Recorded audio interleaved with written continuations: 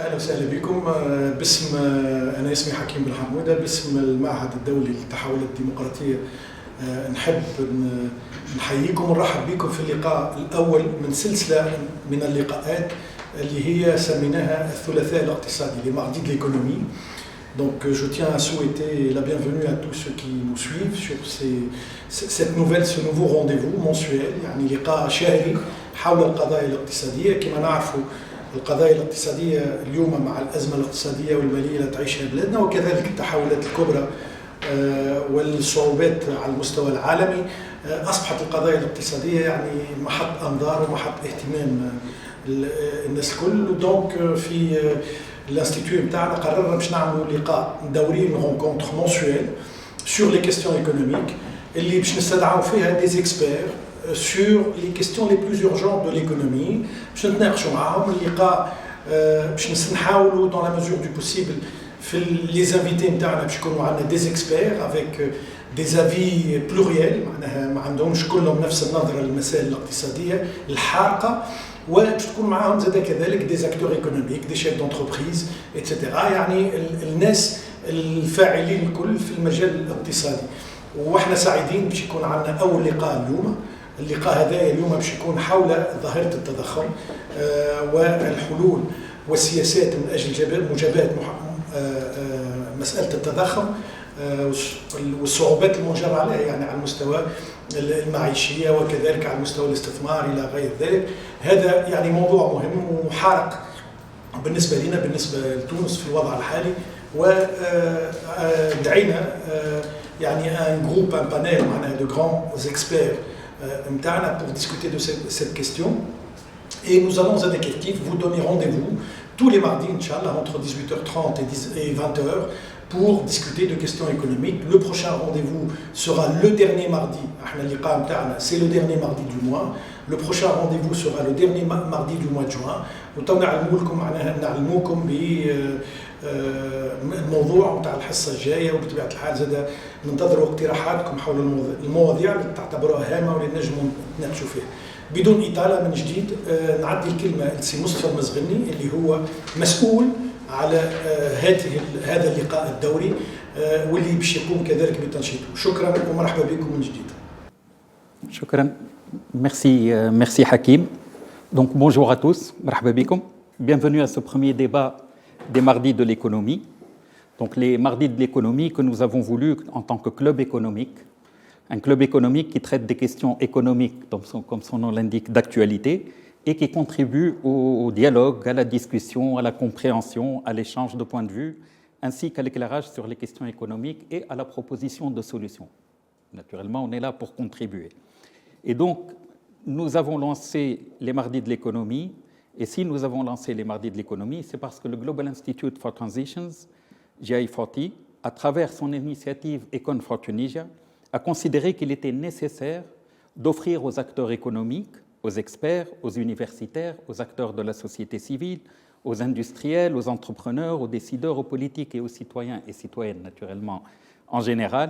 Donc il était nécessaire de leur offrir des opportunités pour débattre des préoccupations économiques d'actualité et de faire des propositions pratiques et concrètes afin d'impacter les politiques publiques et de contribuer à leur développement.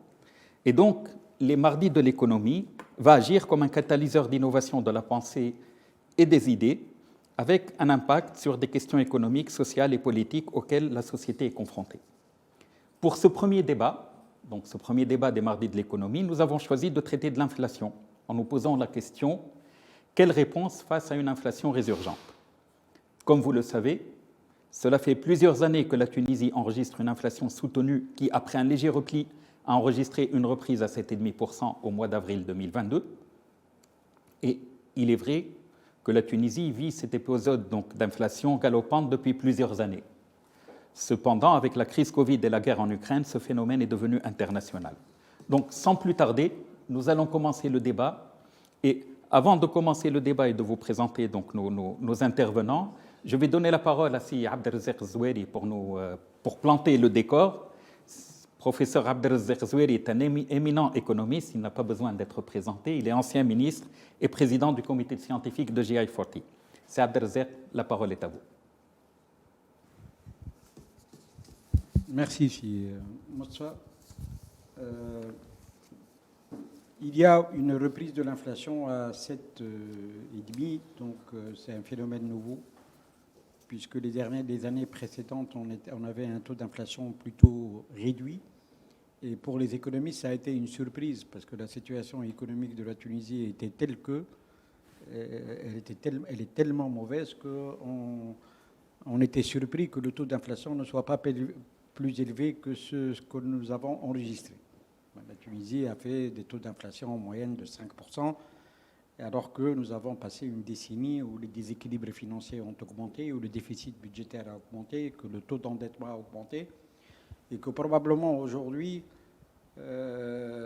cette reprise, cette résurgence de l'inflation est tout à fait normale, parce que c'est le résultat de la performance de l'économie tunisienne les 10 dernières années.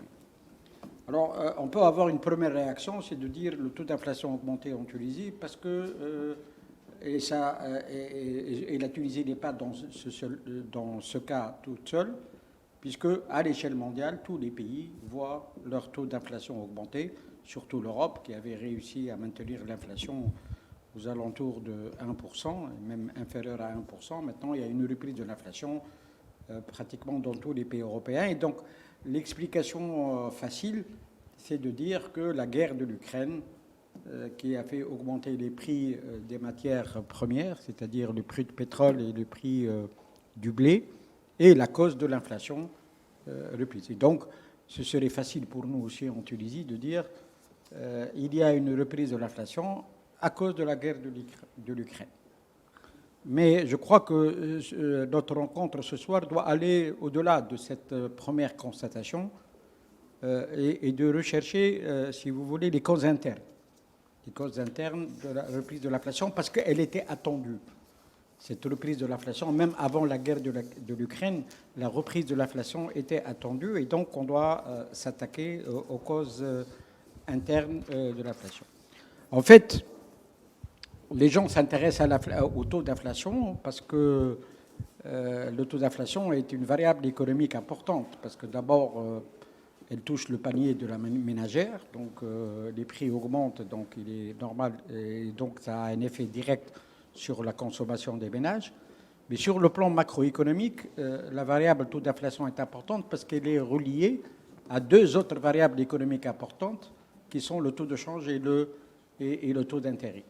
Et donc, la relation taux d'inflation, taux d'intérêt, et la relation entre taux de change, taux d'inflation et taux de change, ce sont deux relations que nous devons peut-être ce soir éclairer nos amis qui nous suivent sur les relations entre ces trois variables, taux d'inflation, taux de change, taux d'intérêt. Peut-être Mme Marek, pourra, vu sa spécialité, pourra nous donner des éclaircissements sur ce point-là. Quelle est la proportion? C'est-à-dire, à la limite, moi je dirais qu'il nous faut une étude très sérieuse pour chercher les causes internes de l'inflation. On parle de l'inflation monétaire. Y a-t-il eu, oui ou non, inflation monétaire? On parle de l'inflation importée. Donc, étant donné que les prix augmentent à l'extérieur et donc on a une inflation importée, y a-t-il une inflation par les coûts? Peut-être pas les coûts salariaux, parce que les coûts salariaux ne représentent pas une part très importante du taux d'inflation, mais peut-être d'autres coûts. Donc il faut absolument que l'on ait une étude sérieuse, une réflexion sérieuse sur les causes de l'inflation et les relations entre taux d'inflation, taux de change et taux d'intérêt, comme on l'a dit. Ensuite, nous devons aussi éclaircir la relation entre l'épargne, l'investissement et le taux d'intérêt. Quand on enseigne aux étudiants, effectivement, on dit que l'investissement est une fonction décroissante du taux d'intérêt. D'ailleurs, beaucoup de gens disent maintenant que le taux d'inflation a augmenté, donc le taux d'intérêt a augmenté, et donc l'investissement va baisser. Ce raisonnement veut dire que l'investissement est une fonction décroissante du taux d'intérêt. Est-ce que c'est le cas maintenant ou pas? Est-ce que vraiment l'investissement en Tunisie est fonction du taux d'intérêt? D'abord parce qu'il y a d'autres déterminants de l'investissement, le climat de confiance, les anticipations des entrepreneurs. Et donc, je ne suis pas sûr que cette relation entre l'investissement et le taux d'intérêt fonctionne en Tunisie. Il est possible que l'augmentation du taux d'intérêt renchérit les crédits à la consommation. Donc l'effet immédiat est plutôt sur les crédits à la consommation et non pas sur l'investissement, parce que l'investissement de toute façon n'augmente pas, quel que soit, n'est pas en train d'augmenter vu les conditions économiques du pays. Donc je n'est pas sûr que ça va avoir un effet négatif sur l'investissement. L'investissement n'augmente pas, et même si on augmente le taux d'intérêt, il n'y aura pas d'effet sur l'investissement. Mais il y aura sûrement un effet sur les crédits à la consommation, sur les crédits court terme pour les entreprises. Donc c'est plutôt sur les crédits court terme, c'est-à-dire les crédits d'exploitation. Et ça, c'est un phénomène, et ça, c'est quelque chose de très important. À mon avis, l'effet immédiat sera sur les crédits, non pas sur l'investissement, mais c'est les crédits court terme, que ce soit aux ménages, crédits à la consommation, ou aux entreprises, des crédits d'exploitation. Aussi, il faut étudier la relation entre l'épargne et le taux d'intérêt. L'épargne est en train de baisser en Tunisie, le taux d'épargne est devenu très bas, et l'épargne financière n'est pas... la relation qui existe entre l'épargne et le taux d'intérêt, c'est en fait l'épargne financière par rapport au taux d'intérêt, et non pas l'épargne dans sa globalité, et fonction du taux d'intérêt. Et donc, quand le taux d'inflation augmente, le taux d'intérêt augmente. Normalement, on doit s'attendre à ce que l'épargne augmente, puisque l'épargne est une fonction croissante du taux d'intérêt. Est-ce que vraiment l'épargne va augmenter parce que le taux d'intérêt augmente? Ce n'est pas sûr. Le taux d'inflation est tellement élevé qu'à mon avis, les ménages et les entreprises vont s'orienter vers l'achat d'actifs réels et non pas placer leur épargne dans le circuit financier. Alors, dernière question qui peut être posée, à laquelle peut-être on peut apporter des réponses, c'est que faire? Que faire? Et donc, peut-on parler de que doit faire la Banque centrale dans cette période quand il y a une augmentation du taux d'inflation, elle a augmenté le taux d'intérêt, a-t-il raison de le faire ou pas? Dans la théorie économique, on le sait, la Banque centrale, son objectif, c'est de lutter contre l'inflation, c'est d'assurer la stabilité des prix. Et un des instruments qui lui permet de lutter contre le taux d'inflation, c'est d'augmenter les taux d'intérêt. Et donc, la Banque centrale de Tunisie a pris cette décision d'augmentation des taux d'intérêt selon cette théorie qui dit que c'est la Banque centrale qui doit le faire. C'est une question qui se pose.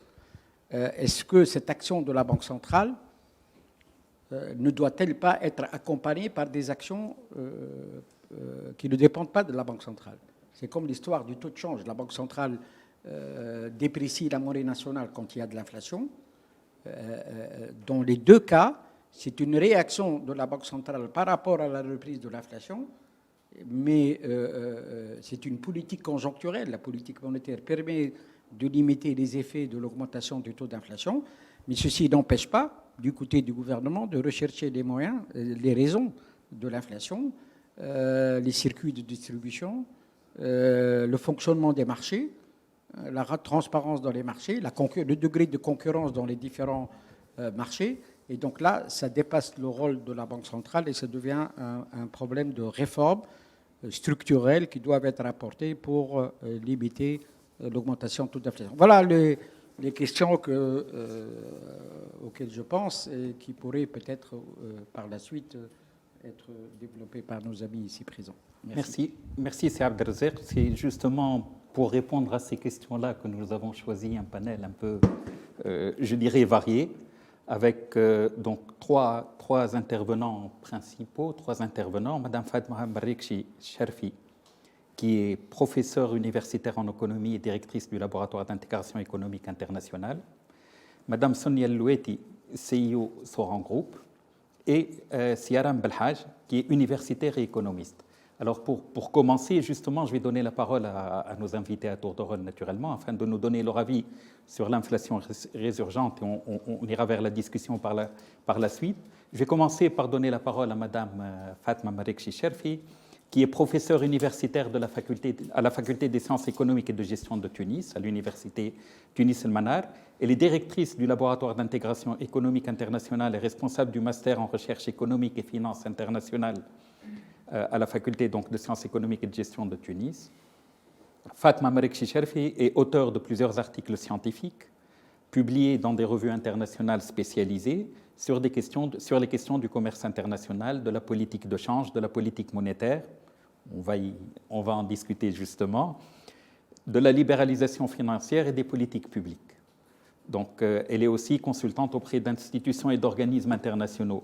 Donc, Fatma, si vous permettez, la Tunisie fait face à une inflation importante donc, depuis plusieurs années, comme l'a dit ici Abdelzer, cette inflation qui est devenue galopante au cours des derniers mois. Donc, quelle est l'origine de cette inflation? Je sais que vous avez fait des travaux sur ça, donc si vous pouvez nous en parler. Merci beaucoup, Moustapha, pour l'invitation. Merci aussi, Hakim, pour l'invitation. Je suis très heureuse aujourd'hui d'être parmi vous, parmi mes collègues, parmi mes amis. D'abord, effectivement, moi, j'aime bien discuter de phénomènes économiques en simplifiant les notions, les mécanismes, etc. Mais j'aime encore plus lorsque pour expliquer quelque chose, j'ai un travail académique derrière. Et effectivement, je peux au moins répondre à 2 ou 3 questions, celles que vous avez posées, 2 questions qu'a posées c'est Abdelzer aussi, au niveau de l'origine de l'inflation. Effectivement, je suis en train d'encadrer un étudiant qui est en train de chercher justement l'origine de l'inflation en Tunisie. Et nous avons commencé à avoir des premiers résultats. Donc, je ne veux pas rentrer, bien sûr, sur le volet technique, mais on sait globalement que l'inflation, elle peut être à l'origine de la demande, ça peut être aussi une inflation par les coûts, ça peut être une inflation importée, ça peut être une inflation structurelle, etc. Sauf que ce que nous avons trouvé, d'ailleurs, qui est conforté par ce qui se passe aussi ailleurs et dans le monde, c'est que l'inflation n'est pas spécifique à nous. Aujourd'hui, elle n'est pas spécifique à la Tunisie, elle n'est pas spécifique aux pays en voie de développement, elle n'est pas spécifique aux pays émergents comme on a l'habitude de le voir. Elle est aussi dans les pays développés qui, des années durant, voulaient avoir de l'inflation et leur taux d'intérêt était presque nul. Et ils avaient du mal à avoir un minimum d'inflation et ils usaient même de politiques non conventionnelles, de quantitative easing, etc., pour un peu financer l'économie, surtout après la crise du Covid. C'est donc une inflation mondialisée, je vais dire. C'est une inflation mondialisée, voilà. Mais est-ce qu'il y aurait des spécificités pour la Tunisie? Voilà, exactement. Donc pour la Tunisie, en fait, nous avons essayé d'estimer un modèle, ce qu'on appelle un modèle VAR, et qui nous permet d'expliquer en fait la décomposition de la variance et d'expliquer quels sont les facteurs les plus importants qui arrivent aujourd'hui à expliquer l'inflation en Tunisie. Et donc, ce que j'ai dit tout à l'heure, je suis confortée un peu par ce qui se passe à l'étranger, parce que la principale origine aujourd'hui de l'inflation, elle est importée. Et ça se voit dans les autres pays du monde.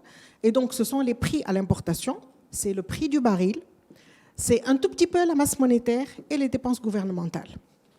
Donc,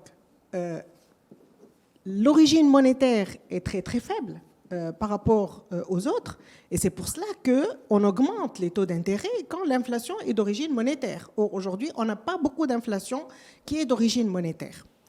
Et donc, ça aussi, ça me permet de répondre à une des questions qu'a posée c'est Abdelzer tout à l'heure. Alors, pourquoi est-ce que la Banque centrale a augmenté le taux directeur ? La question.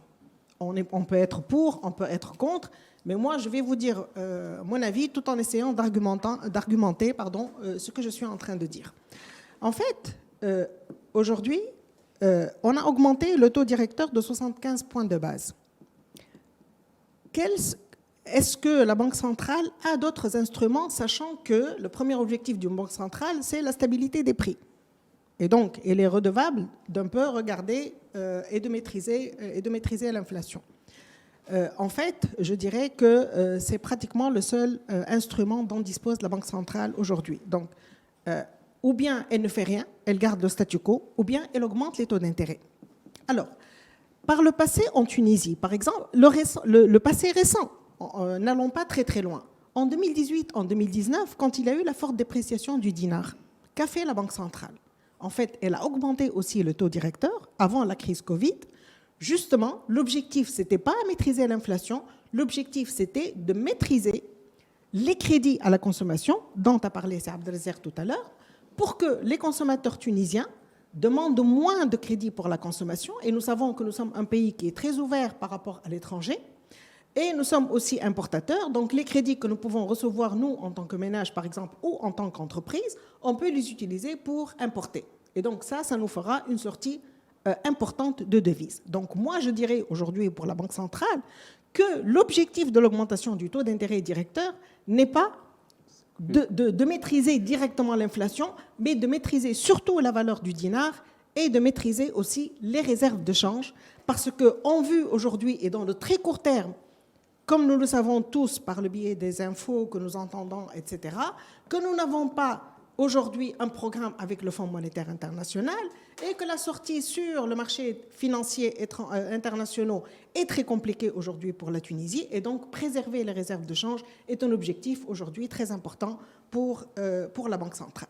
Donc ceci d'une, et ceci aussi me permet de répondre à la question de Saad Delzer tout à l'heure, qui est de lier un peu le taux d'inflation au taux d'intérêt et au taux de change. Un économiste me dira que normalement, il ne doit pas y avoir une relation entre le taux d'intérêt et le taux de change, parce que nous n'avons pas d'ouverture au niveau de la balance des capitaux. Donc, les balances des capitaux, c'est vrai en Tunisie qu'ils sont assez libres au vu du code de change et au vu du contrôle sur les mouvements donc, des capitaux, mais on n'a pas une sortie de capitaux qui est libre. Donc, où est la relation entre le taux d'intérêt et le taux de change? Justement, elle ne se passe pas par la balance des capitaux. La relation entre le taux d'intérêt et le taux de change, elle passe par la balance commerciale et la balance courante, essentiellement par la balance commerciale. Donc, si aujourd'hui vous donnez moins de crédit, vous allez donc restreindre la demande de consommation d'une manière générale, la demande pour les importations d'une manière plus spécifique, et vous pouvez contenir un peu, donc vous pouvez contenir et les réserves de change et votre taux de change, qui, s'il arrivait à se déprécier, lui-même sera aussi alimenterait aussi l'inflation. D'accord. Merci. Merci bien. Donc, si je retiens ce que vous avez dit, si je retiens quelque chose, je pense qui pour moi est importante, l'augmentation du taux d'intérêt ou du taux directeur de la Banque centrale est une mesure qui aura des impacts indirects parce que l'inflation n'est pas monétaire, mais elle est nécessaire parce que, entre autres, il n'y a pas eu d'autres interventions qui ont été faites. On y reviendra plus tard, si vous permettez. Merci. Je vais donner la parole à Siaram Belhaj. Donc, Siaram Belhaj, qui est docteur de l'Université d'Orléans. Il est actuellement enseignant-chercheur à l'Université Carthage, et plus particulièrement à la Faculté des sciences économiques et de gestion donc de Nabeul. Et son domaine de recherche, c'est l'intégration économique et monétaire, ainsi que les politiques publiques dans les pays émergents et en voie de développement. Siaram Belhaj est auteur de plusieurs articles scientifiques qui ont été publiés dans des revues internationales indexées. Alors indexé, ça c'est un terme spécial pour les universitaires et les chercheurs, mais qui montre la valeur des articles qui ont été publiés. Et Aram Belhaj est expert consultant auprès de plusieurs organisations internationales, notamment le Centre de développement de l'OCDE et l'Union africaine. Aram Belhaj est conseiller aussi auprès de plusieurs think tanks nationaux et internationaux, et il est membre fondateur de l'Association des experts tunisiens en économie et gestion, relevant de la faculté de sciences économiques et de gestion de Nabeul. C'est Abdelazek a posé un ensemble de questions. L'objectif n'est pas de répondre à toutes ces questions du premier coup. Mais Aram, si vous pouvez nous parler un peu de la chaîne de valeur de l'inflation. Merci, mon ami Moustapha. D'abord, merci pour Global Institute for Transition pour l'invitation. C'est vraiment un plaisir d'être parmi vous. Le plaisir est partagé. Merci. En fait, une petite réaction par rapport à ce qui a été dit par Madame Fatma Marakchi Sharf, et c'est toujours un plaisir d'écouter Madame Fatma. 3 petites remarques. Alors, la première remarque, effectivement, c'est l'importance des travaux académiques. Alors, malheureusement, toutes les décisions de la Banque centrale n'ont pas été accompagnées par, des notes explicatives. Alors, dernièrement, la Banque centrale elle a augmenté le taux directeur de 50 points de base. Et là, on découvre qu'effectivement, et je suis convaincu, je suis même réconforté dans ma position, c'est que l'inflation en Tunisie n'est pas d'origine monétaire. Alors, la politique monétaire, elle est efficace, on augmente le taux directeur, cette mesure, elle est efficace lorsque l'origine de l'inflation est monétaire. Alors, malheureusement, ce n'est pas le cas en Tunisie. Et malheureusement, on ne trouve pas des explications fondées de la Banque centrale. On trouve juste un simple communiqué. Ça, c'est ma première remarque. Alors, ma deuxième remarque, alors cette augmentation du taux d'intérêt directeur de 50 points de base. Alors, l'objectif annoncé, c'est en fait la peur d'un désancrage en fait, des anticipations d'inflation. Et donc, en fait, c'est effectivement l'objectif final, c'est d'ancrer les anticipations et donc c'est plus ou moins de maîtriser l'inflation, mais il y a d'autres objectifs, en l'occurrence, en fait, le change. Alors, malheureusement, en revenant, parce que cette situation, elle nous rappelle pratiquement ce que s'est passé en 2018. Alors, l'inflation, quand même, elle était relativement importante. Et la Banque centrale, je me rappelle très bien, en mars 2018, elle a augmenté le taux directeur de 50 points de base. Et en juin 2018, elle a augmenté le taux directeur de 100 points de base. Et puis, il y avait effectivement une troisième augmentation en février 2019 de 100 points de base. Alors, on sait très bien que, en fait, il faut du temps pour que cette mesure d'augmentation du taux directeur donne de l'effet. Alors, certains économistes estiment 3 mois, d'autres de 4 à 6 mois. Alors maintenant, est-ce que, en revenant à ce qui s'est passé en 2018, est-ce que cette augmentation du taux d'intérêt directeur, elle a eu un effet sur l'inflation? Est-ce qu'elle a eu un effet sur la balance commerciale et peut-être sur la balance courante? Et est-ce qu'elle a eu un effet sur le taux de change du dinar, essentiellement par rapport au dollar et à l'euro? Alors, j'ai vu les chiffres. L'inflation, en fait, en 2018, en janvier, nous avons démarré à 6,9%. En juin, elle a augmenté à 7,8%. En septembre, elle a baissé un tout petit peu à 7,4%. Donc, elle était à 7,4% en septembre, octobre, novembre. Et puis, elle a augmenté à 7,5% en décembre. Donc, on a commencé l'année à 6,9%. On a fini l'année à 7,5%. Alors maintenant, en 2019, l'inflation, c'était en fait 7,3%, mais on s'est retrouvé à 6,7%. Donc c'est vrai que peut-être, ou bien très probablement, cette augmentation du taux d'intérêt directeur, elle a relativement baissé l'inflation, surtout l'effet était senti en 2019, mais on est resté quand même dans des paliers qui sont, je dirais, élevés en fait. Ça d'une part. Alors d'autre part, concernant en fait le solde commercial. Le solde commercial, franchement, n'a pas cessé de se dégrader tout au long de 2018 et de 2019. Donc à ce niveau-là, il n'y a pas vraiment, on n'a pas eu l'effet escompté. Au niveau du dinar maintenant, on a démarré l'année 2018. Alors le dinar, ou bien si vous voulez, le dollar, il se change à 2,48. En juin, il s'est changé à 2,64. Donc, le dinar, il a perdu 7,5% de sa valeur. Par rapport à l'euro, on a démarré l'année 2018 à 2,94. En juin, on s'est retrouvé à 3,13. Je parle par rapport à l'euro. Et donc, en fait, le dinar, il a perdu 8,8%. Maintenant, de juin jusqu'au décembre 2018, alors en juin, fin juin, le dinar s'est changé, ou bien le dollar s'est changé à 2,64, on s'est retrouvé à 2,99. L'euro s'est changé à 3,13 en fin juin, on se retrouvait à la fin de l'année 2018 à 3,42. Donc le dinar, il a perdu, si vous voulez, 10,8% par rapport au dollar et 6,4% par rapport à l'euro.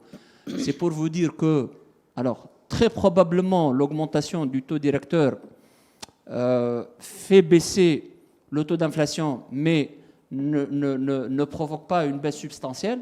Alors, si on augmente le taux d'intérêt de 75 points de base, tel que la Banque centrale l'a fait dernièrement, c'est qu'on espère vraiment casser cette spirale inflationniste. Historiquement, ce n'était pas le cas. Et au niveau change, au niveau balance commerciale et je dirais même balance courante, donc ça n'a pas donné l'effet escompté. Alors revenons maintenant à votre question. Si on peut Oui. faire assez rapidement. D'accord. En fait, effectivement, donc l'inflation, c'est une question de chaîne de valeur parce que le produit, il passe par un process. D'abord, il y a l'offre. Et on sait très bien qu'il y a des dysfonctionnements ou surtout des perturbations au niveau des chaînes d'approvisionnement. Et la guerre entre la Russie et l'Ukraine, elle est venue pour complexifier la situation. Donc il y a un problème au niveau de l'offre. Alors la question qui se pose, est-ce que l'augmentation du taux directeur va résoudre ce problème? Je ne pense pas. Alors il y a également le problème de transport et de la logistique. Alors le coût de transport, surtout du transport maritime, il a augmenté, je dirais même d'une façon exponentielle après le Covid. Est-ce que l'augmentation du taux directeur va résoudre ce problème? Je ne le pense pas. Alors, il y a également le problème de stockage. On n'a pas suffisamment d'entrepôts de stockage en Tunisie. Et ça aggrave en fait le problème de l'inflation, surtout lorsqu'il y a des perturbations au niveau des chaînes d'approvisionnement. Et puis, il y a les fameux circuits de distribution. On sait très bien que en fait, ces circuits ne sont pas suffisamment maîtrisés en Tunisie. Donc, on revient à la question, est-ce que en fait, l'augmentation du taux directeur permet de résoudre tous ces problèmes qui se trouvent sur toute la chaîne de valeur? Je ne le pense pas. Merci. Merci, c'est Aram. Même si je dirais, dans ça, on peut plus ou moins retrouver le phénomène d'anticipation, je dirais, parce que les prix augmentent, mais on va y revenir par la suite. Sonia Louetti, bonjour, je pense que c'est toutes ces notions de change, de logistique, etc., ça vous parle énormément. Alors, juste avant de vous donner la parole, dans ces mardis de l'économie, on a voulu aborder l'inflation d'une manière un peu spécifique, je dirais un peu particulière. Généralement, quand on parle d'inflation, on parle de l'effet de l'inflation sur le citoyen. Nous avons voulu aborder aussi l'effet de l'inflation sur l'industrie et sur l'industriel.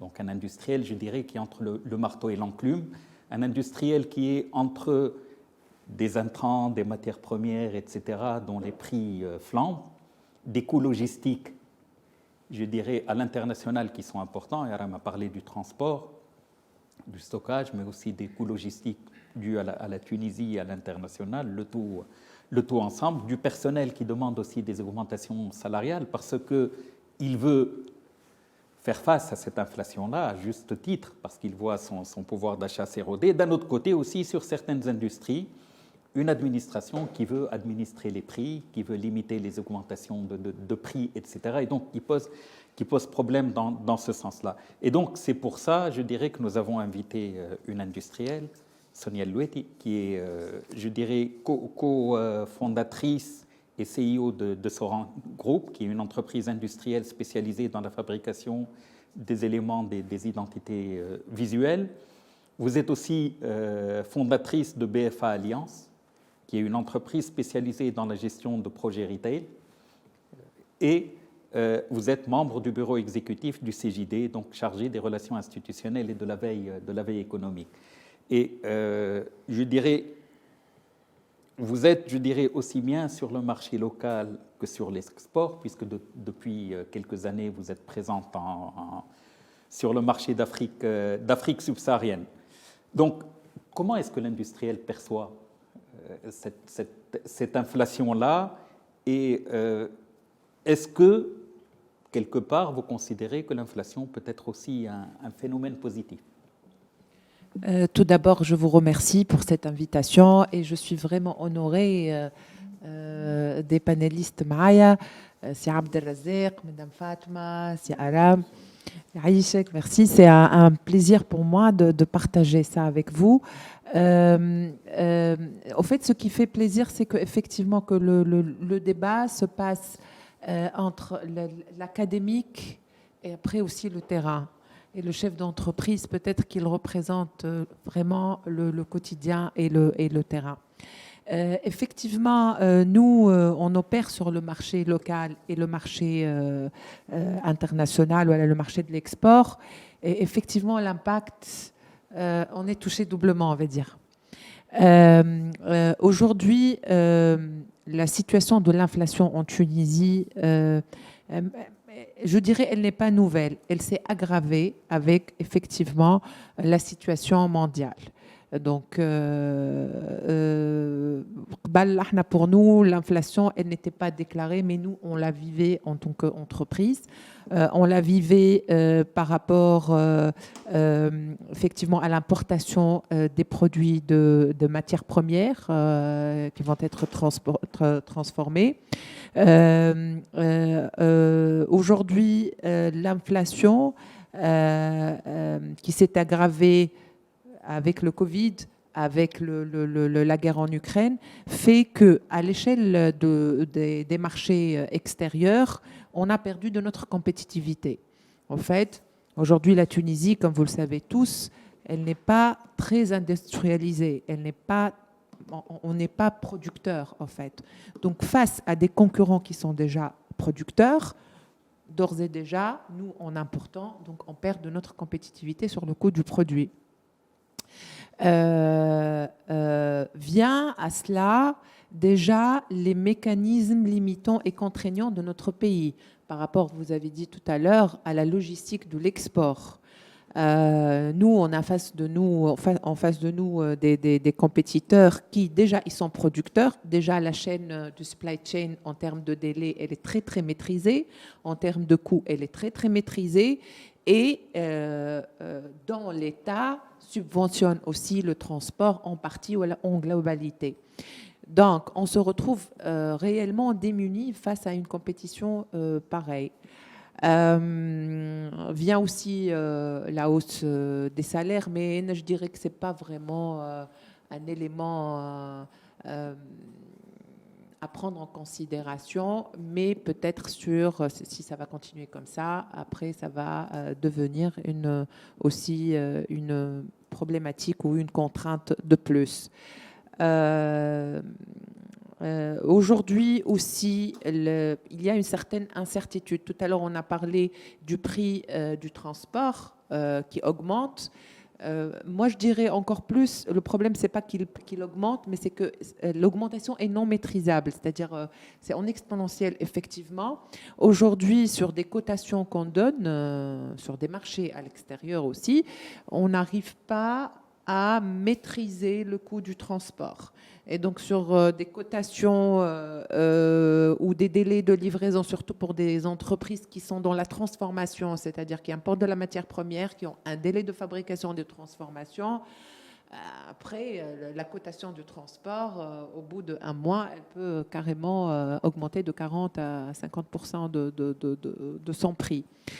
Sur le marché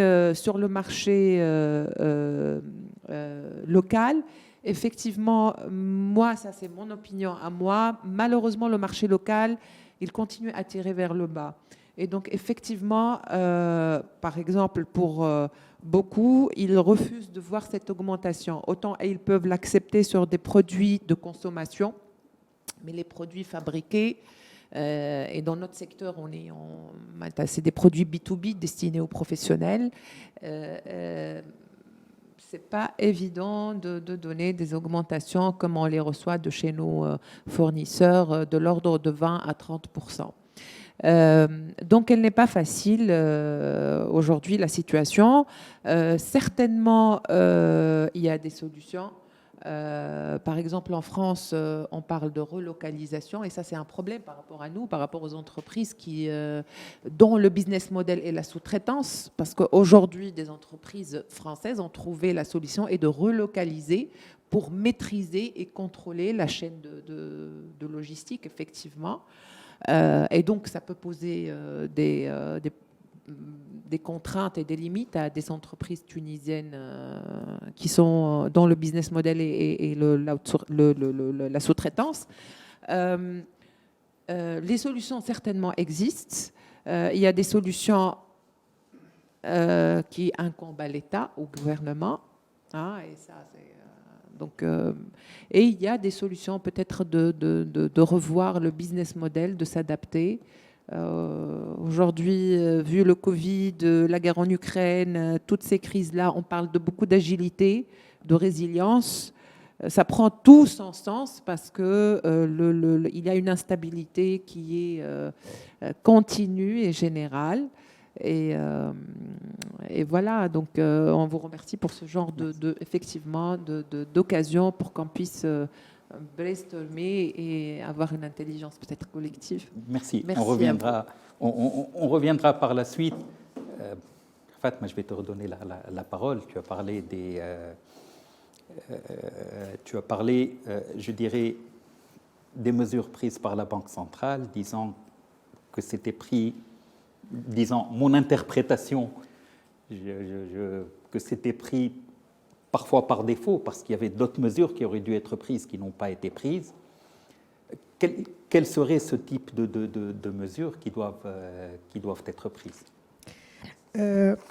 ou quelles seraient des pistes, je dirais Si tu permets, Moustapha, Oui. Avant de répondre à des questions, je voudrais revenir à une question brûlante qui a été posée par Sir Abdelrazak et qui m'a un peu taraudé l'esprit depuis 2018-2019, depuis l'augmentation des taux directeurs en 2018-2019 dont Aram venait de parler et de citer. En fait, dans le temps, ma hantise, c'était justement quel est l'impact de l'augmentation du taux d'intérêt réel sur l'investissement. Donc, est-ce que c'est vrai, le fait d'augmenter le taux directeur aura un impact négatif sur l'investissement? Et là, donc, effectivement, j'ai mené un travail académique. J'ai publié cet article-là, donc la relation entre le taux d'intérêt réel et l'investissement privé en Tunisie, relation asymétrique de court terme et symétrique de long terme, dans l'African Development Review, qui est paru en 2019. Et comme l'a dit Sir Abdelrazak tout à l'heure, peut-être qu'il a dû intuitivement, mais c'est vrai ce qu'il a dit, c'est de dire que l'investissement privé a des déterminants qui sont beaucoup plus importants que le taux d'intérêt réel et le coût du crédit. Le plus grand déterminant de l'investissement privé en Tunisie sur la période concernée, la période d'étude, c'est l'investissement public. En gros, à court terme, si l'État met 1 dinar dans l'investissement public, l'investissement privé met 500 millimes, la moitié. Ça, c'est dans le court terme. Ensuite, deuxième élément, c'est le turnover des gouvernements. Donc là, c'est un effet négatif très criant et très significatif sur l'investissement privé. Troisième élément qui détermine l'investissement privé en Tunisie, c'est des éléments du climat des affaires. Et finalement, quatrième ou même cinquième déterminant, c'est le taux d'intérêt réel. Et tenez-vous bien, le taux d'intérêt réel, il n'est pas symétrique à la hausse et à la baisse. C'est-à-dire quoi? C'est-à-dire quand vous augmentez le taux d'intérêt réel, ceci aura tendance à diminuer l'investissement privé. Et quand vous diminuez, le taux d'intérêt réel, l'investissement aura tendance à augmenter et vice-versa. Donc, ce que nous avons trouvé, parce que c'est un travail que j'ai mené avec un doctorant à moi, ce que nous avons trouvé, c'est que l'augmentation du taux d'intérêt réel est moins prononcée que la diminution. En fait, la diminution encouragerait fortement les investissements à court terme, mais l'augmentation du taux d'intérêt réel n'a pas beaucoup d'impact, bien que significatif, sur la diminution de l'investissement privé. C'est pour dire quoi? C'est pour dire, en fin de compte, je ne sais pas si la Banque centrale le sait ou pas, mais en fait, quand elle augmente le taux directeur nominal, et si nous sommes toujours donc dans une augmentation du taux d'intérêt réel, l'investissement privé diminuera, mais il ne diminuera pas de beaucoup. Ça, c'est l'impact sur l'investissement. Par contre, ce que a dit notre ami ici au niveau des charges financières aussi des entreprises, ça c'est à en tenir compte. Donc nous, on n'a pas tenu compte de cela dans cette étude en particulier. Donc ça, c'est au niveau de la relation entre le taux d'intérêt et l'investissement. Qu'on le prendra en considération, les résultats évolueraient. C'est un peu ce que disait Sir Abdelrazak sur le court terme et le long terme. Oui. C'est-à-dire que sur le court terme ou sur les financements court terme, ça va poser des problèmes, je dirais, ça va diminuer. Sur le long terme, c'est vrai que généralement, ce sont des cycles de décision qui sont plus importants. Donc, je pense que c'est un peu... Enfin, ce que j'ai trouvé... J'ai pas vu les charges des entreprises. Donc, j'ai Tout à pas fait. vu. J'ai vu juste sur l'investissement privé, sur L'investissement, la demande. d'accord. En fait, c'est la demande de crédit pour l'investissement Pour privé. l'investissement Donc, privé. c'est ça. D'accord. Alors, j'ai oublié votre question au départ. Sur les mesures de lutte contre l'inflation hors... Oui. Bien sûr, pour les mesures de lutte contre l'inflation, il faut connaître d'abord l'origine pour savoir comment lutter contre cette inflation. Dans la mesure où l'origine est vient de l'extérieur et non de l'intérieur, donc vraisemblablement, la Banque centrale, elle n'a pas beaucoup d'instruments. La boîte à outils est vide. Nous n'avons que le taux d'intérêt directeur, donc où on ne fait rien, où on ne fait pas bouger le taux d'intérêt directeur, ou bien on l'augmente. Donc, comme je l'avais dit tout à l'heure, si on l'augmente, donc on pourrait premièrement, avoir un impact sur les anticipations des entreprises, sur les anticipations des ménages. Mais comme l'a dit Aram tout à l'heure, c'est pas sûr. Parce que la Banque centrale, qu'est-ce qu'elle dit aujourd'hui? Si on n'avait pas fait ça, le taux d'inflation aurait été à 2 chiffres. Mais réellement, je ne sais pas s'il aurait été à 2 chiffres ou pas. Je peux les croire comme je peux ne pas les croire. Mais il faut nous démontrer que si on n'avait pas fait ça, le taux d'inflation aurait été à 2 chiffres. Si on n'avait pas fait ça, la balance commerciale aurait été pire. C'est ce qu'on nous dit. Mais je ne sais pas. Ça reste des hypothèses. On pourra faire une étude là-dessus, mais je ne sais pas. La Banque centrale, en tout cas, elle ne communique pas autour de cela. Par contre, ce qu'on sait, c'est que, évidemment, quand vous augmentez le taux d'intérêt, les ménages seront lésés parce qu'ils rembourseront plus leurs prêts. Et donc, on commence aujourd'hui aussi à parler de hausse de salaire pour pallier à cette diminution de pouvoir d'achat. Et donc là, on se pose la question, est-ce qu'on ne sera pas dans une spirale d'inflation et d'augmentation de salaire? Donc, en fin de compte, c'est un arbitrage à faire, comme tout ce qui touche la science économique. C'est un arbitrage. Vous avez des effets positifs, vous avez des effets négatifs. On nous dit, si on ne fait pas ça, les effets négatifs seraient trop importants. On demande à voir s'ils sont vraiment trop importants ou pas, que ce soit au niveau de la balance commerciale, de la détérioration de la balance commerciale et au niveau de l'augmentation de l'inflation.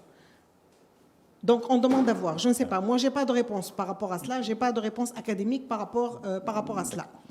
Je voudrais juste ajouter quelque chose par rapport à votre question. C'est qu'aujourd'hui, l'inflation n'est pas l'affaire uniquement de la Banque centrale. Le taux d'inflation, il est à combattre aussi par les différents ministères et par les agents économiques eux-mêmes.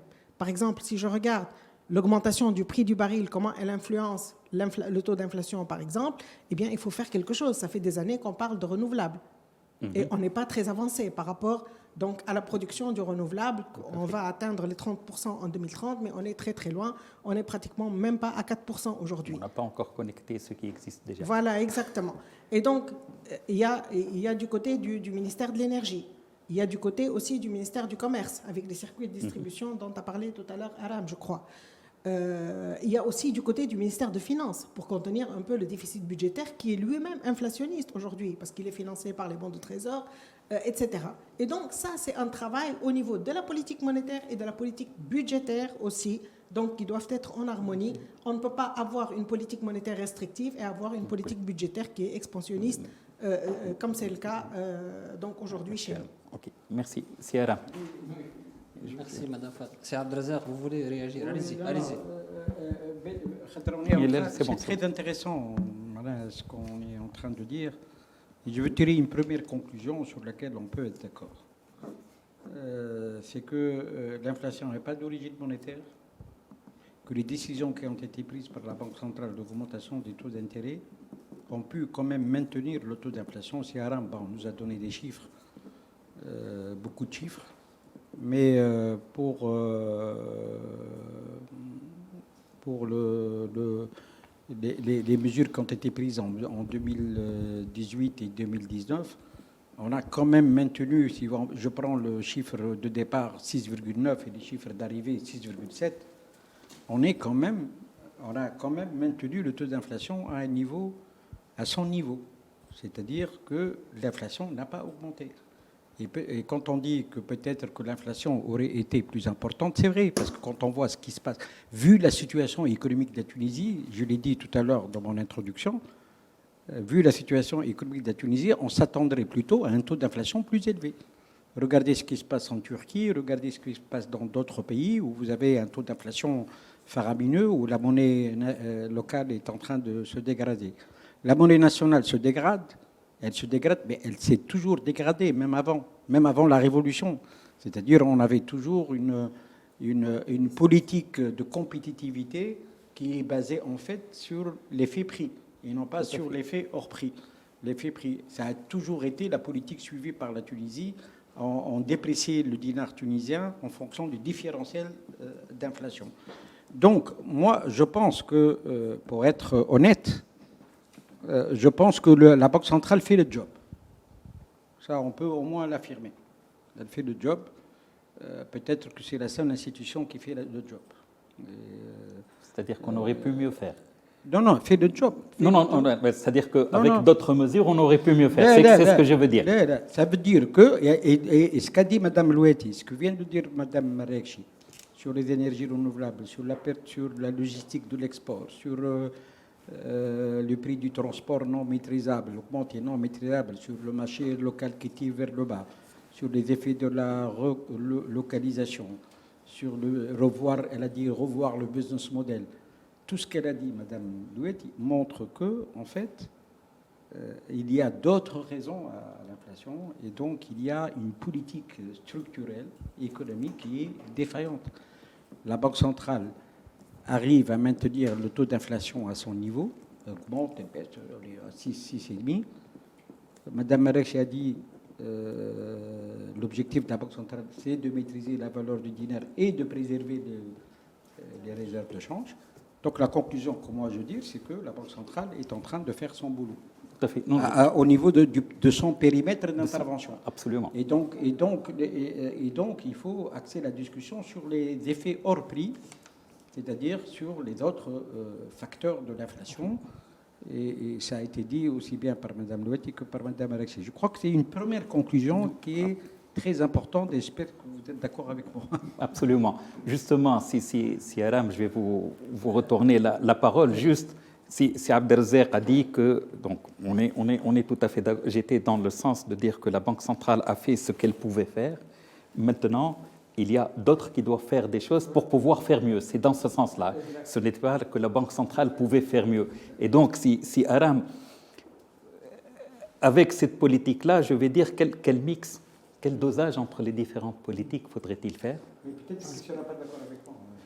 Tout d'abord, c'est Abdelzer qui parlait de politique structurelle. Par rapport à ce qui a été dit par Abdelzer Zoueri. Bon, très probablement, la Banque centrale elle est en train de faire son job, mais je dirais que c'est insuffisant, c'est Abdelzer, parce que lorsque vous êtes une banque centrale indépendante et que vous avez tous les moyens, je vais venir, c'est Abdelzer. Donc vous avez tous les moyens. Alors, l'idée de départ, c'est que montrez-nous l'impact du statu quo. Alors, vous, en tant que banque centrale, ou en tant que banquier central, vous dites que si je fais rien, si je suis dans la situation de statu quo, il y aura par exemple une inflation à 2 chiffres, il y aura des dégâts qui sont très importants. Mais montrez-nous ça. C'est insuffisant de dire lorsque je fais rien, l'inflation sera à 2 chiffres. Alors moi je dis qu'il y a des résultats concrets en termes de croissance. Le plus important, c'est vrai que l'inflation c'est une problématique qui est très importante, mais l'important aussi c'est la croissance. Et qu'est-ce qu'on a eu en termes de croissance? Je reviens à l'expérience de 2018. Alors les augmentations répétitives du taux directeur et même en 2019, qu'est-ce qu'on a eu en termes de croissance? Alors, on est passé de 2,8% au 3e trimestre. Alors, pourquoi le 3e trimestre? Parce qu'effectivement, il y a, en fait, le canal de transmission, ça prend un peu du temps. On est passé de 2,8% à 2,2% en glissement annuel. En variation trimestrielle, on est passé de 0,5% à 0,2%. Alors, sur toute l'année 2019, quand même, on avait une croissance, en fait, de 2,5% en 2018. Alors la croissance, fin 2019, elle était à 0,9%. Donc, probablement, la Banque centrale, elle a fait son job côté inflation, mais permettez-moi, c'est Abdelzer, de vous dire qu'elle a aggravé la situation au niveau de la croissance. Maintenant, si elle n'a rien fait, les effets auraient été peut-être plus mauvais. Ben, montrez-nous ça à partir des travaux. Il y a des académiciens, vous pouvez collaborer avec des académiciens, vous avez même des compétences confirmées au sein de la Banque centrale. Ils sont, je pense, capables de montrer ça. Je vais vous renvoyer la balle, Siara, mais je vous donnerai la parole. Je vais vous renvoyer la balle puisque vous demandez à la Banque centrale de prouver ça avec des travaux d'académiciens. Fatma, tout à l'heure, a parlé de travaux qu'elle a menés. Je vous invite à mener des travaux et à venir nous les présenter. Avec plaisir. On prévoira éventuellement un mardi de l'économie. Je ne pense pas que l'inflation va... J'espère qu'on n'aura plus d'inflation très bientôt, mais ça risque d'être quelque chose de chronique. Et donc, on pourra, si vous pouvez, faire ces travaux-là pour montrer ce dont vous êtes en train de parler. Madame Le, Sonia, vous voulez ajouter? Oui, donc le micro, s'il vous plaît. Pour rebondir ce que vous êtes en train de dire, et en même temps, donc, je suis membre du bureau exécutif du Centre des jeunes dirigeants et je m'occupe des relations institutionnelles et de la veille économique au sein du bureau exécutif. Et j'ai eu la chance de faire effectivement des workshops, des événements, effectivement dans le cadre de l'amélioration du climat des affaires, que ce soit avec le ministère de la Planification ou même avec aussi la Banque centrale. Et vraiment, au Centre des jeunes dirigeants, on serait honoré de profiter des résultats que vous avez déjà obtenus. Déjà, on a travaillé sur le climat des affaires et on a fait une étude auprès de plus de 1600 dirigeants de PME, TPE. Et on a constaté que on a travaillé sur deux axes, le climat des affaires, on peut se perdre. On a pris deux axes, l'accès au financement et l'accès au marché extérieur comme vecteur de développement et de croissance. Et effectivement, on a un travail à faire avec la Banque centrale. Et on a déjà travaillé sur un workshop fermé avec Sissemir Saïd, qui a une volonté et une ambition de faire bouger les choses. Après, il y a aussi une réalité et effectivement, on trimballe, je pense, un cumul en fait de difficultés qui n'est pas évident. Et on dit de moi que je suis positif, mais moi je dis celui qui ne tente rien n'a rien. On est en train, nous au Centre des jeunes dirigeants, on essaye de mettre notre plus. On serait honoré donc que vous vous rejoigniez à nous dans cette démarche-là. La prochaine démarche serait avec la Banque centrale, effectivement. À l'issue de l'étude, on a fait une liste de recommandations qui porte sur l'ajustement de la loi de change, justement. Et donc, ça serait extraordinaire d'exposer ces recommandations devant vous et de nous donner effectivement, votre point de vue. On reviendra sûrement à ça lors d'un prochain, je dirais, mardi de l'économie, puisque c'est un rendez-vous mensuel, donc le dernier mardi de chaque mois. Pour moi, nous n'avons toujours pas répondu à la question. Excusez-moi, mais certains sont d'accord sur ce qu'a fait la Banque centrale, d'autres ne sont pas d'accord sur ce qu'a fait la Banque centrale, même si notre objectif n'est pas de traiter de la Banque centrale, mais certains sont d'accord, d'autres ne sont pas d'accord. Mais pour l'instant, je ne vois pas encore de propositions concrètes hors taux d'intérêt réel. Quelles seraient vos propositions, justement? Qu'est-ce qui doit être fait d'autre, ou qu'est-ce qui peut être fait d'autre que l'augmentation du taux d'intérêt, et par qui?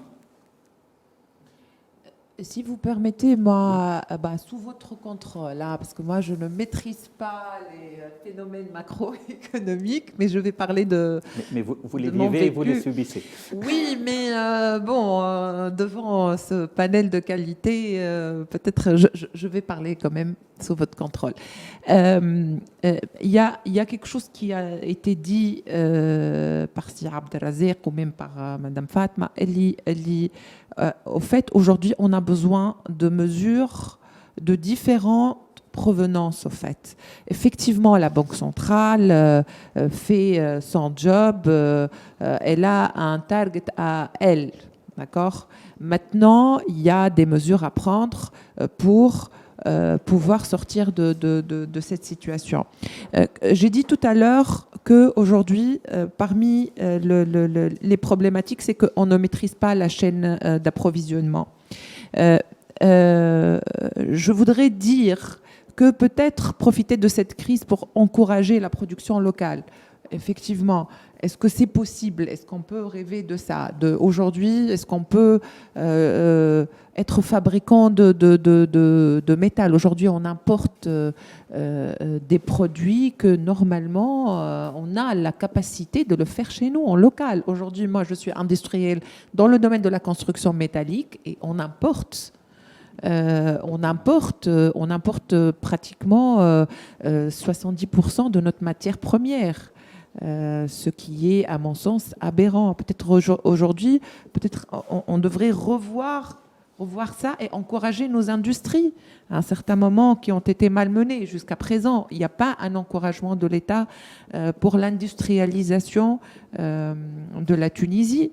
Une autre solution, et ça c'est vraiment sous votre contrôle, vous avez parlé tout à l'heure de maintenir les réserves de devises.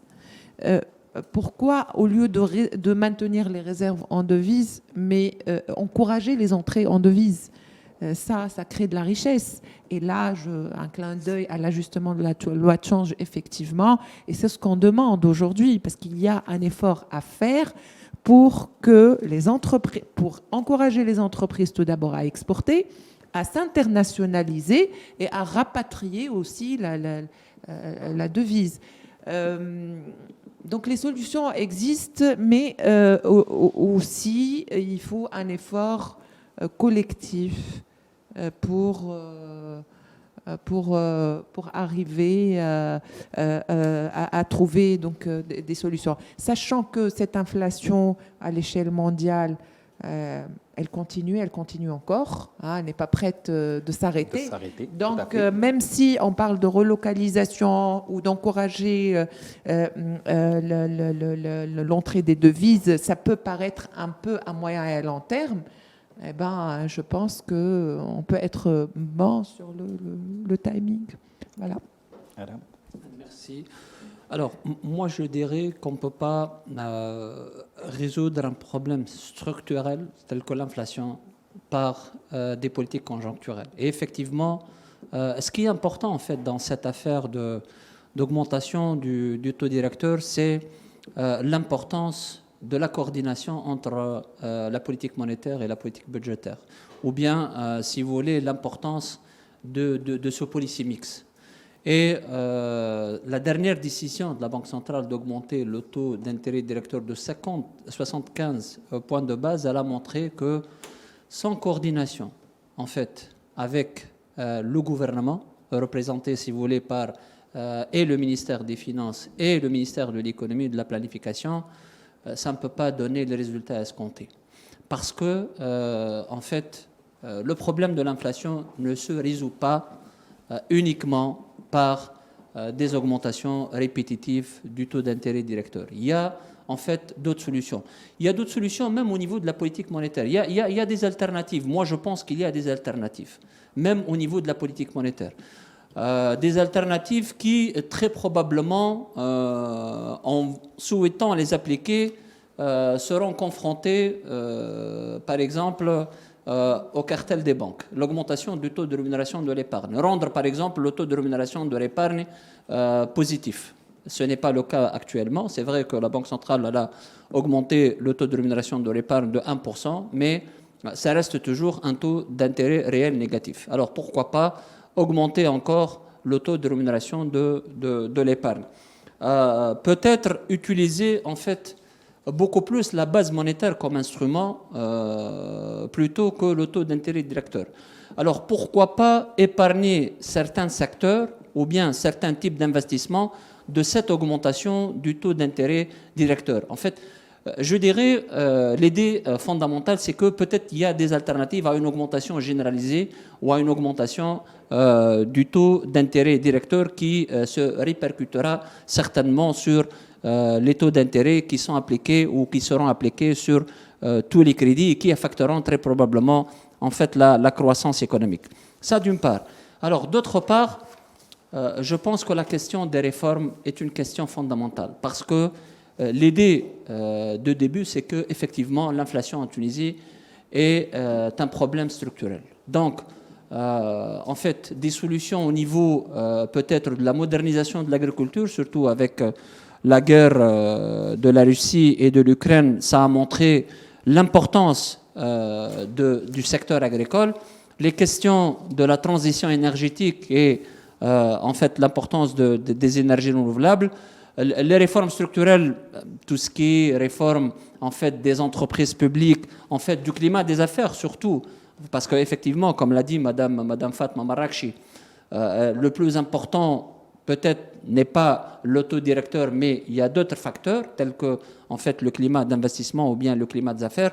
Donc aller vers les réformes structurelles, et je pense que là-dessus, la Banque centrale a la raison lorsqu'elle a dit que bon, peut-être moi, en tant que Banque centrale, je fais ma part des choses, faites votre part des choses, mais en fait, ça nécessite encore une fois une coordination entre en fait, les deux grands piliers de la politique économique, la Banque centrale d'une part, mais également le gouvernement d'autre part. Merci Fatma, je vais vous demander votre avis et en même temps, je vais vous poser une question supplémentaire.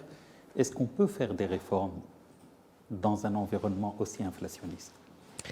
Alors, oui. Pour les deux points. De toutes les façons, je vais rejoindre la question des réformes. Et ceci, je suis totalement d'accord avec Aram sur ce point-là.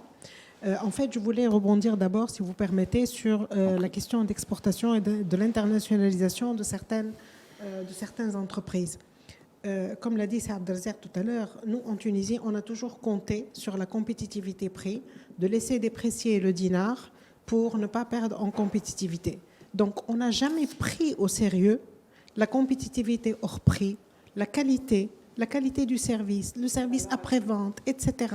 Donc, on n'a jamais travaillé sur ça. En fait, quand je dis on n'a jamais travaillé sur ça, oui, il y a des travaux sur ça. Mais concrètement, on n'a pas implanté grand-chose pour améliorer notre compétitivité hors prix. Et donc, pour aller vers... Bien sûr, moi j'ai dit préserver les réserves de change parce qu'à court terme, on ne peut pas du jour au lendemain faire comme ça et avoir des entreprises qui s'internationalisent ou avoir des exportations qui vont crever le plafond. Donc ce n'est pas un truc de court terme, c'est un truc sur des années qui doit être fait sur des années. Donc assainir le climat des affaires, encourager les investisseurs pour aller vers l'exportation, etc. Donc tout ça, ça demande énormément de temps. Aujourd'hui, on parle de plus en plus d'autorisation. Comment est-ce qu'on peut éliminer le plus possible d'autorisations pour l'investissement, les remplacer par des cahiers de charges éventuellement, et que les cahiers de charges ne soient pas plus lourds que l'autorisation en elle-même. Donc ça, c'est tout un chantier au niveau des climats des affaires, comme vous l'avez dit. Et on parle aussi d'autre chose.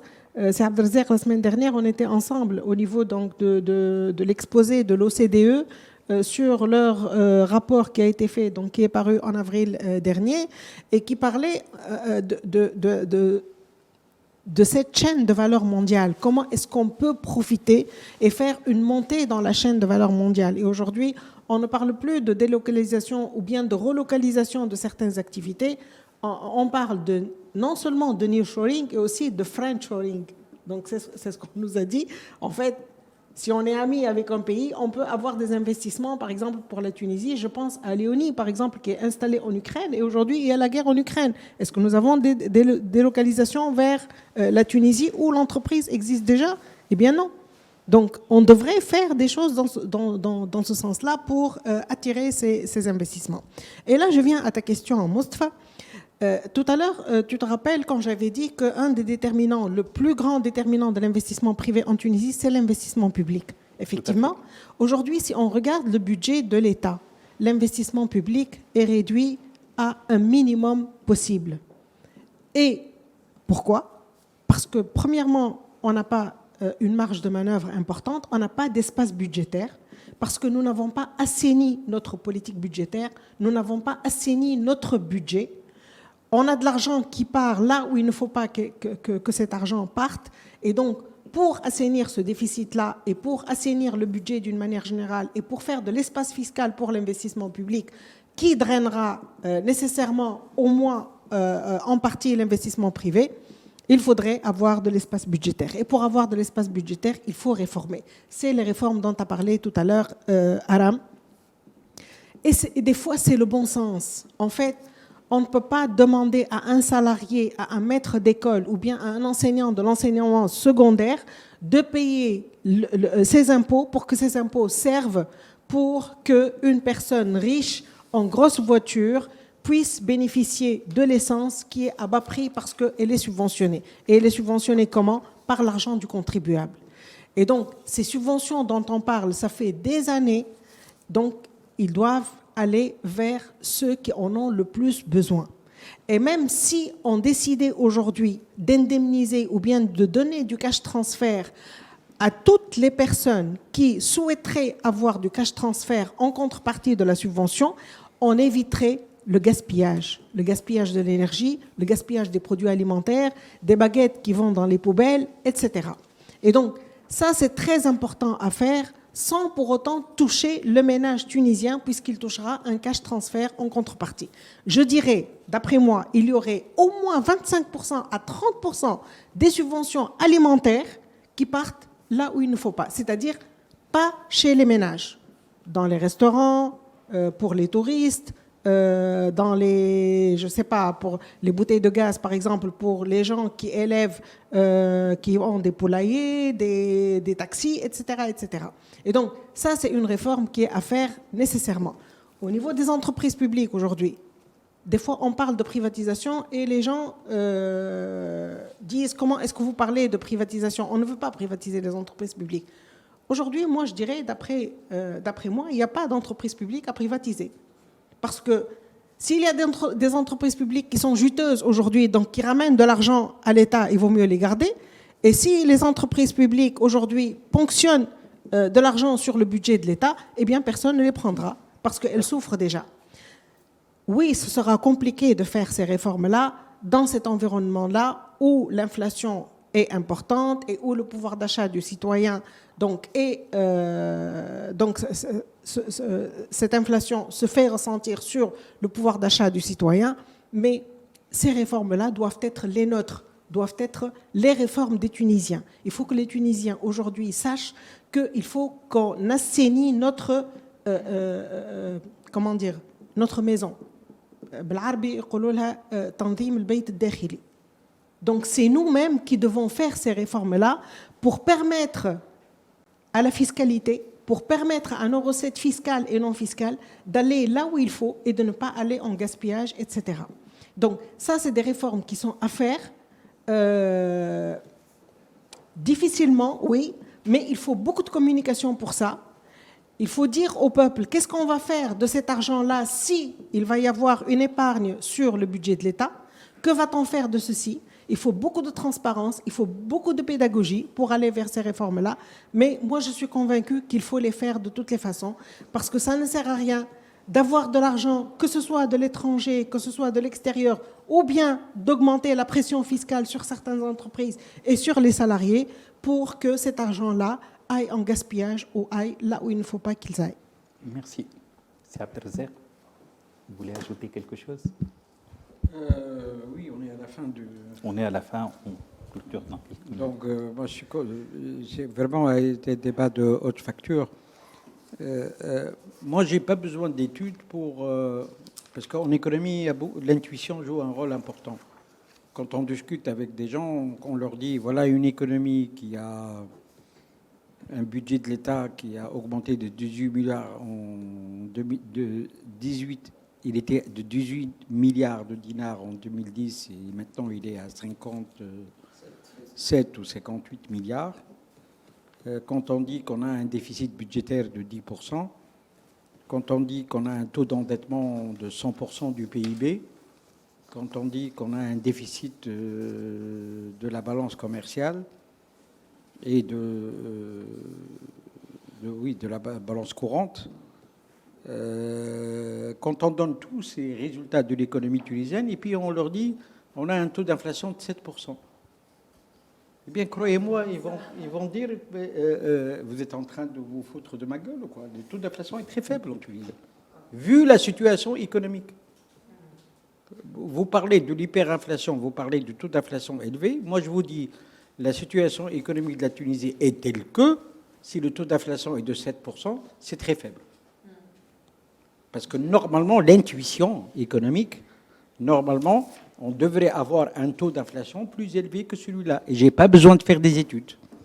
C'est de l'intuition, c'est ce qu'on appelle de l'intuition économique. Et donc, si on a maintenu notre taux d'inflation, ça c'est un point important. Deuxième point. La croissance, si Arab il a lié la politique monétaire à la croissance économique. Banque centrale et croissance économique, tout à l'heure, il a cité les chiffres de croissance pour dire que la politique de la Banque centrale n'a pas donné de bons résultats. Et puis il a dit on ne peut pas résoudre des problèmes structurels par des politiques conjoncturelles. Or, la croissance, c'est une politique structurelle et la politique monétaire est une politique conjoncturelle. Donc on ne peut pas résoudre les problèmes de la croissance économique avec de la politique monétaire. On est en train d'enseigner. Donc ce n'est pas l'action de la Banque centrale qui est responsable de la baisse ou de l'âge de croissance. Quand on enseigne à nos étudiants de la théorie de la croissance économique, on leur dit, on leur fait le modèle de Solow, on leur dit les déterminants de la croissance sont l'accumulation du capital, taux de croissance démographique, puis on leur dit croissance endogène, et puis le saut technologique pour éviter l'état stationnaire, le saut technologique. Et puis on leur dit pour la croissance endogène des investissements publics, l'éducation, la santé. Et puis on leur dit l'intégration dans l'économie mondiale et les formes institutionnelles. Voilà ce qu'on leur dit. On ne leur dit pas la politique monétaire pour favoriser la croissance devrait augmenter ou baisser le taux d'intérêt. Car la politique de croissance est une politique structurelle de long terme. Les politiques budgétaires et les politiques monétaires sont des politiques conjoncturelles qui permettent de réduire le gap qui existe entre le trend de croissance et les fluctuations de la croissance. Et je vous rappelle que la croissance économique en Tunisie, ça je le répète, et les gens, le taux de croissance économique en Tunisie, alors, il a baissé à partir de 2008. Il n'a pas baissé après la Révolution. C'est à partir de 2008 qu'on a baissé à 3%. Et dans les 3% de 2008, il y avait 2% de productivité. Et donc on est revenu, et la Révolution n'a fait qu'à éliminer la part de la productivité, donc on est tombé à 1%. Mais ce qui m'intéresse, moi, c'est que structurellement, l'économie tunisienne, suite à la crise de 2008, qui a montré l'épuisement de notre modèle de croissance des années précédentes, basé sur les industries manufacturières, qui font que le taux de croissance économique, et ce, quelles que soient les politiques budgétaires et monétaires que vous allez mener, eh bien, le taux de croissance économique en Tunisie ne peut pas augmenter parce qu'il dépend de facteurs qu'on a ratés. Cela dépend du... Est-ce que la Tunisie a réussi son saut technologique au début des années 2000 Est-ce que la Tunisie a amélioré la qualité de son système de santé? Est-ce que la Tunisie a amélioré la qualité de son système éducatif? Tout à l'heure, Mme Maric, l'investissement privé dépend de l'investissement public. Et il a raison de le dire. Et le problème, parce que l'investissement public est un carnet de commandes pour le secteur privé. Voilà. Quand l'État investit, ce n'est pas l'État qui va directement acheter des machines pour investir. L'État va ouvrir un marché qui doit être pris par le secteur privé. C'est un carnet de commandes.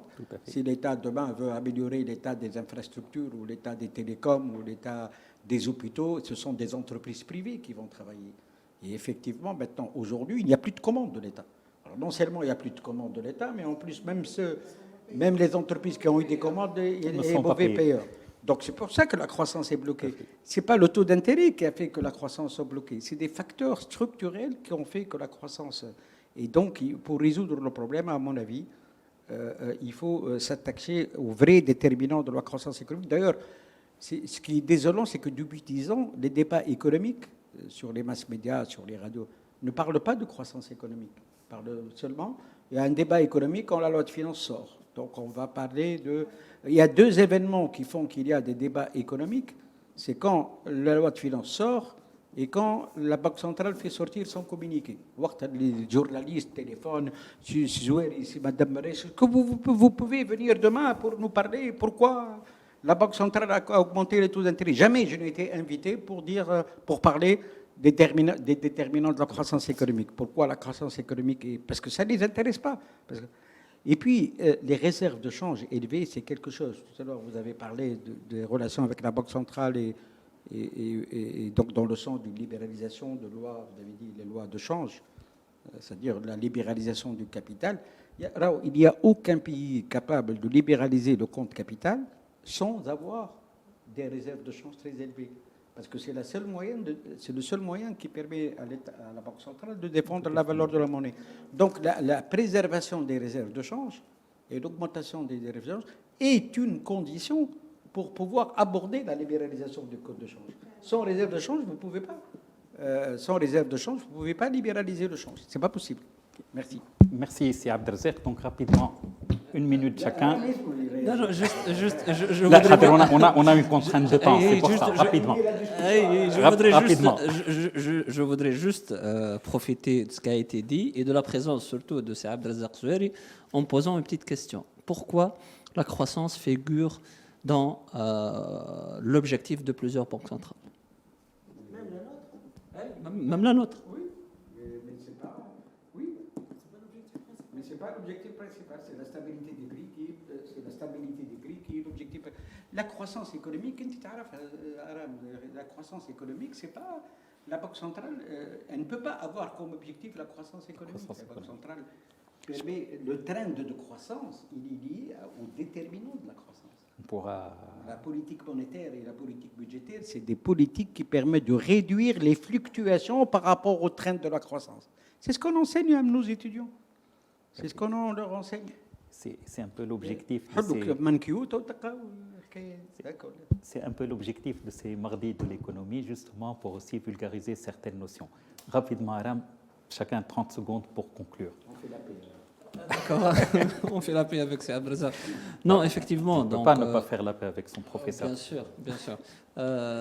Donc, effectivement, donc, la solution, c'est une solution structurelle. C'est effectivement des réformes. Les entreprises publiques, le climat des affaires, le marché du travail également. C'est Abdelrazak peut-être pourra nous faire une conférence là-dessus sur... en fait, les réformes sur le marché du travail et comment ça contribue ou bien comment ça affecte la croissance. Parce que, effectivement, moi, je pense que, en fait, il faut des politiques d'offres. Voilà, il faut des politiques d'offres qui, effectivement, permettent une croissance, mais également permettent de résoudre, en quelque sorte, le problème de l'inflation. Merci. Juste pour dire aussi 2 mots pour clôturer de ma part. En fait, je voudrais insister sur 2 choses. C'est pas pour défendre la Banque centrale, je suis pas là pour ça, mais je trouve que la Banque centrale a fait sa part de job et que en fait la Banque centrale doit travailler la main dans la main avec surtout le ministère de Finances pour ne pas avoir des choses contradictoires entre les deux. Toutefois, je pense qu'au-delà du phénomène d'inflation qui aura tendance à perdurer sur la durée, parce que si on voit un peu les projections des institutions internationales sur le prix de l'énergie, sur le prix de l'huile, sur le prix du blé, etc. Donc, il y a eu une forte augmentation en 2022 donc, qui nous a valu ce taux d'inflation qui n'est pas énorme, d'ailleurs, comme l'a dit Abdelrazak tout à l'heure. Mais les prix auront tendance à diminuer pour l'année prochaine et l'année d'après, mais on ne va pas retrouver les prix de 2021. Donc, les prix seront toujours hauts. Donc, on doit s'attendre à ce qu'il y ait une inflation qui perdure dans le temps, chez nous et aussi dans les pays développés, très probablement. Et donc, tout ça, ça nous ramène au problème qui a été traité par, enfin, pas traité, mais évoqué par Abdelrazak tout à l'heure. On a besoin de créer de la richesse. Tout ça, c'est des politiques conjoncturelles. Donc, on a besoin de faire de la croissance et on a besoin de créer de la richesse de la richesse qui va nous ramener du PIB, qui va nous ramener de la richesse et aussi va nous ramener des réserves de change pour pouvoir affronter pour les années à venir aussi tous les remboursements qu'on doit faire pour les institutions internationales, pour les remboursements sur les marchés, etc. Donc c'est comme ça qu'on se sentira mieux si on ne crée pas de la richesse. Donc on ne va pas se sentir mieux, mais je suis sûre qu'on arrivera à rebondir pour terminer sur une note positive. Merci bien, Madame Loueté. Je vais rebondir au fait sur ce qu'a dit Madame Marakchi. Effectivement, les solutions ne peuvent pas être conjoncturelles par la fiscalité ou par le taux directeur, mais en créant de la richesse. Je pense réellement qu'aujourd'hui, on peut saisir cette occasion, c'est une occasion, même les crises, c'est des occasions de changer, de se reposer les bonnes questions. C'est une refonte totale du business model du pays. Le pays doit réellement être conscient qu'aujourd'hui, on doit revoir tout notre business model. C'est pas normal. Aujourd'hui, même la Banque centrale, elle parle de réglementation qui date de 1976. Je leur dis, moi, je n'étais même pas née. C'est pas normal que je subisse des réglementations qui ont été antérieures. Le business model de la sous-traitance de la main-d'œuvre, etc., etc. Donc, je pense, il faut. C'est le business model qui a été créé par Feu et Dinouira au début des années 70. Voilà. On est 50 ans après, c'est 50 ans. Tout à fait. On est dans le même business model. Effectivement. Et donc aujourd'hui, on doit repenser le business model. On doit profiter aussi. Les réformes aujourd'hui, c'est pas pour combattre l'inflation. On a besoin de réformes. Celui qui n'avance pas recule. Et voilà. Donc, il faut revoir le business model de l'export. Parce que le marché tunisien n'absorbe plus les excédents des entreprises. Merci bien. Merci à vous. Un dernier mot en 30 secondes. C'est moi. OK. Donc, merci beaucoup. Merci aux intervenants, professeur Abdelzer Zoueri, président du conseil scientifique du GI40, Fatma Marakchi Cherfi, donc professeur universitaire en économie et directrice du laboratoire d'intégration économique internationale, Aram Belhaj, universitaire économiste, et Sonia Loueté, donc CEO de Soran Group, Si Hakim, qui a fait l'ouverture tout à l'heure, donc directeur général de GI40. Donc nous arrivons à la fin. Juste pour terminer, nous vous donnons rendez-vous donc le dernier mardi de chaque mois. Je rappelle que les mardis de l'économie, c'est le dernier mardi de chaque mois. Donc nous vous donnons rendez-vous le dernier mardi du mois de juin, qui sera plus précisément le 28 juin 2022, pour un nouveau débat des mardis de l'économie et pour traiter d'un nouveau sujet d'économie d'actualité. Vous pouvez aussi revoir ce débat ou inviter vos amis à revoir ce débat en vous connectant sur notre page Facebook, donc la page Facebook de GI40. Et surtout, n'oubliez pas de cliquer sur j'aime sur la page Facebook. Comme ça, vous serez au courant de nos activités et surtout des prochains thèmes des mardis de l'économie.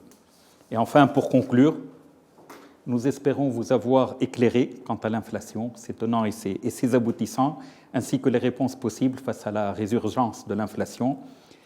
Mais devant ce phénomène qu'est l'inflation, que vont faire les pouvoirs publics en Tunisie? Justement, un ensemble de propositions donc, qui ont été faites. La Banque centrale a fait une partie du job, une grande partie reste à faire. Décideront-ils, les pouvoirs publics en Tunisie, décideront-ils d'accepter une telle situation et de rester laxistes? Décideront-ils de prendre des mesures ponctuelles ou plutôt de mettre en œuvre une vision globale permettant de faire face à l'inflation et de maîtriser ce phénomène à long terme, y compris par de la création de croissance? Et surtout, ne perdons pas de vue que l'inflation, si elle n'est pas intelligemment maîtrisée, devient le phénomène le plus craint par les pouvoirs publics en raison de l'augmentation des prix et de l'érosion du pouvoir d'achat dont elle est accompagnée. Voilà, nous espérons que les pouvoirs publics prendront les bonnes mesures. Sur ce, merci à nos invités, merci à vous et bonne soirée.